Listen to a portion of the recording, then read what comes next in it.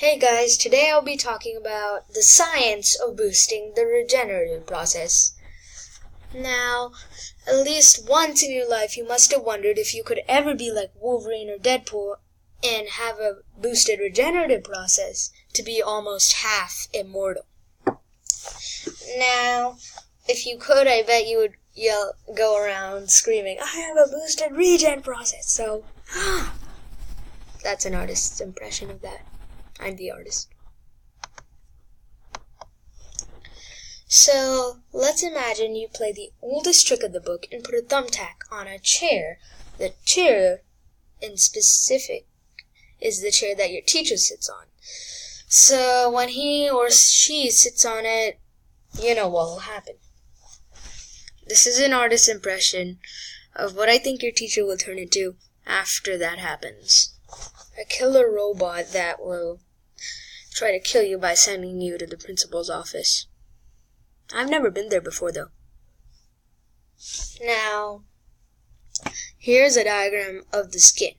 As you can see, it is not very detailed or very well drawn, but it will do for now, as I'm not a professional artist and I can't draw it very good. See this red layer over there? That is the epidermis. The epidermis is like the heart of your skin, and it holds all your veins and capillaries. Capillaries are small, tiny veins in your skin. This brown part right over here is your dermis. It holds all the details of your skin, like your fingerprints, your skin tone, all that kind of stuff. The dermis is what protects your epidermis. Now, here's a thumbtack. A big jumbo-sized one that you got from a thrift store. As you can see, it punctured the dermis and went right into the epidermis, but not too deep. Let's see how that'll kick off the regen process. Now, as you know, we will need to know the regenerative process to know how to boost it. So here's how it goes. Stage 1, hemostasis. That is where your body senses you are losing blood and that the epidermis has been damaged. Just a quick recap, the epidermis is like the heart of your skin and it holds all your veins and capillaries. Stage 2, vasoconstriction.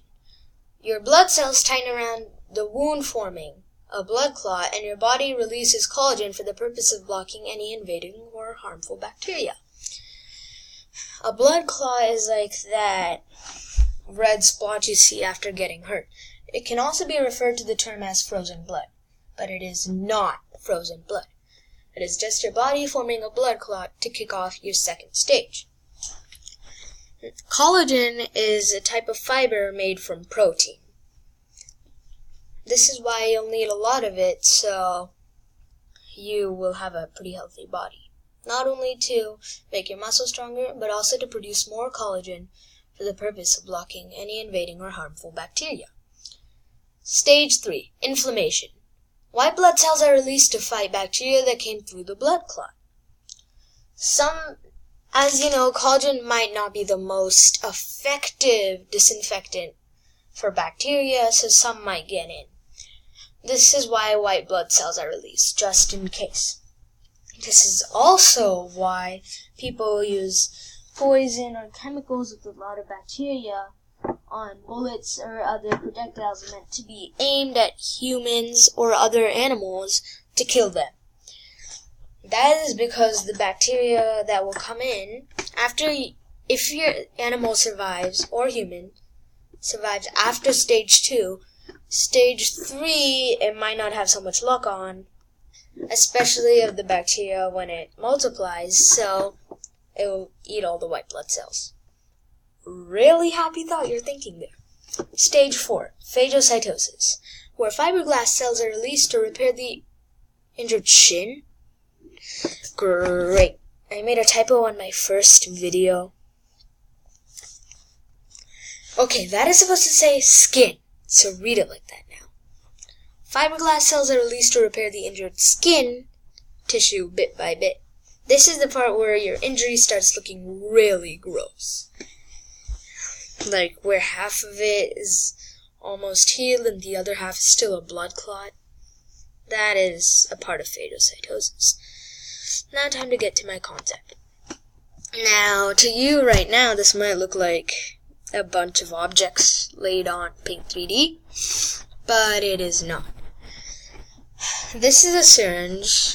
This is what I'm using to represent a, what was it called again? Oh yeah, hydromorphic polymer. Those are types of polymers that will expand or contract when touching a liquid. Like those cheap growth toys that you put in water. Hate those. And here's my, how do I say this? My version of a disinfectant. So all these polymers will be in the syringe and the disinfectant will be on the other side. So the polymers would make an artificial blood clot and the disinfectant would make sure almost no bacteria comes in. Let's see the pros and cons of that. Now this might look like a bunch of drawings to you, but let's just call this the life of a cell while putting the regen process. While putting my product on the regen process. So, if you get shot by a bullet and you press that syringe into your wound, it will make an artificial blood clot. But if that person is smart, he'll keep on shooting bullets around that place until it makes a huge hole in your body. And even if you're Hercules and survived till then, alright, I forgot, Hercules became an immortal later. Even if you were Hercules before he was an immortal and survive all that, well, if you put my product on that, the polymers won't be able to expand that much. So they'll basically be falling off. Bloody polymers falling off your body. Very happy thought. But if it worked the way I wanted it to, it would make an artificial blood clot and makes sure no bacteria comes in, meaning day off for white blood cells and the collagen. This is what happens in my other scenario that I told. And maybe, yeah, the cells will be like dead before. Great, another mistake. Who cares? Well, we just proved that boosting the regen process is possible, but it has a lot of dangers, and it isn't the way you think it is. Like, it's not the way you see it in movies. See you later on World of Questions.